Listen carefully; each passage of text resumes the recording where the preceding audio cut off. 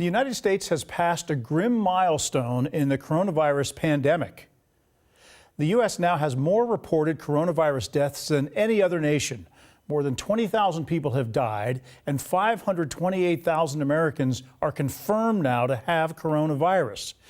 Also, something that's never happened before, all 50 states are under a major disaster declaration for the same event. That allows states to get access to federal funds to fight the outbreak. Here in Washington state, there are now more than 10,200 confirmed coronavirus cases. That's about 330 higher than yesterday. 491 people have died. That's 16 more deaths than yesterday. It's been more than a week since the state updated testing numbers, but as of April 3rd, approximately 88,000 had been tested and more than 91% turned out to be negative. While some people have been able to work from home, there are some jobs where that's just not possible, like bus drivers. And Metro Transit drivers are raising concerns about the coronavirus. They're just not getting the protection they say they need to stay safe on the job. Here's King 5's Tony Black.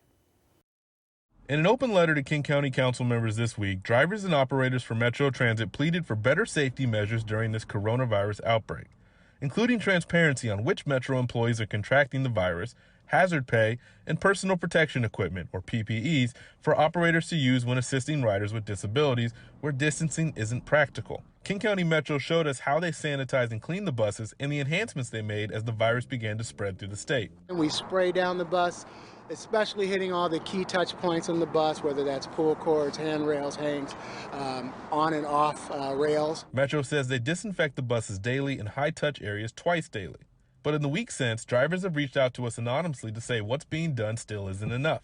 One driver claims late-night routes are full of non-destinational riders and many of them aren't wearing masks. Metro does encourage all riders to practice safe distancing when riding their buses. I asked Jeff Switzer from King County Metro about some of the claims made by drivers. He directed me to this blog post which says, beginning Saturday, each of the 4,100 frontline transit staff will be given 2 washable cloth masks to wear. It adds the mask will not eliminate the risk of catching the virus and emphasized the mask would be a complement, not a replacement to other guidance related to personal hygiene. Tony Black, King 5 News. It is the Kirkland nursing facility linked to at least 37 deadly COVID-19 cases. Tonight, the Life Care Center is facing a wrongful death lawsuit. Deborah Day Los Angeles claims the center, quote, abandoned, abused, and neglected Twyla Morin, her mother, and alleges the facility caused her mother's death. Morin, who was in her 80s, died March 4th. Life Care Center issued a statement saying, quote, we are unable to comment on specific legal cases that are pending, but we wish this and all families peace. The loss of any of our residents at Life Care Center in Kirkland is deeply felt by us.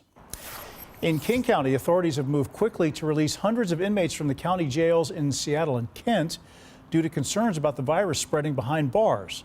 The inmate population has dropped by 600 people in a matter of days to about 1,300 who remain locked up tonight.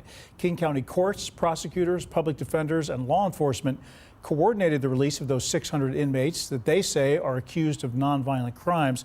The courts are also delaying sentencing in some misdemeanor cases until after the threat from coronavirus subsides. The county says there have been no positive tests of adults or youth inmates so far. Well, here's a picture of Volunteer Park on Capitol Hill today. The city of Seattle has closed it along with 14 large parks or beaches for Easter weekend. Mayor Jenny Durkin says too many people had been ignoring social distancing guidelines and gathering outdoors. Another one of the closed parks is the Washington Park Arboretum today. It will open at 4:30 a.m. on Monday. The city points out that residents can still visit 479 local neighborhood parks, but they should practice social distancing, stay 6 feet apart, and do not congregate in groups.